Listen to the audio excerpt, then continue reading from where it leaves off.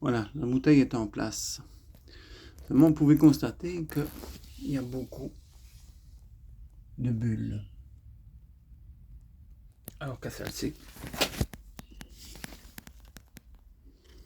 il n'y a rien. En fait, le problème, c'est que j'ai trouvé cette bouteille avec un tournevis. Bouteille vide. Donc, j'ai certainement dû faire une ouverture beaucoup trop grosse, ce qui fait que l'eau s'évacue trop vite. Pour les autres bouteilles, comme celle-ci, j'ai pris... Voilà, attendez, faut que je fixe, voilà. J'ai pris une petite vis, pas très épaisse, et il faut simplement, quand la bouteille est remplie, pouvoir faire le trou à l'endroit désiré. Donc dans le fond de la bouteille ici, eh ben, c'est simplement tourner sur la bouteille, et ainsi, ça troue juste au diamètre de la vis. Et on a ce résultat où on ne voit pas que ça coule. Contrairement à l'autre qui fait des bouillons constamment. Donc cette bouteille, je l'ai remplacée. Puisqu'elle ne me sert plus à rien, forcément. Donc voilà. Donc j'ai fait la suite ici. Sur les autres plans. Je ne mettrai ce système que pour les tomates. Et comme ça, ben, nous verrons bien. Je pense que les tomates vont bien. Si jamais il y a des feuilles qui retombent vers le sol, trop près du sol, je les enlèverai. Ainsi, ça évite toute propagation.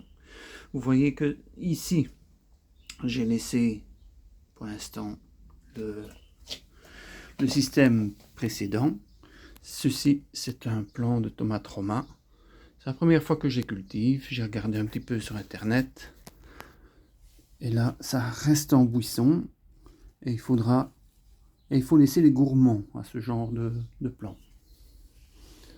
Donc voilà, moi je ne le savais pas, j'ai coupé des gourmands, mais vous voyez ici, là, ici, qu'il y a un gourmand qui se fait.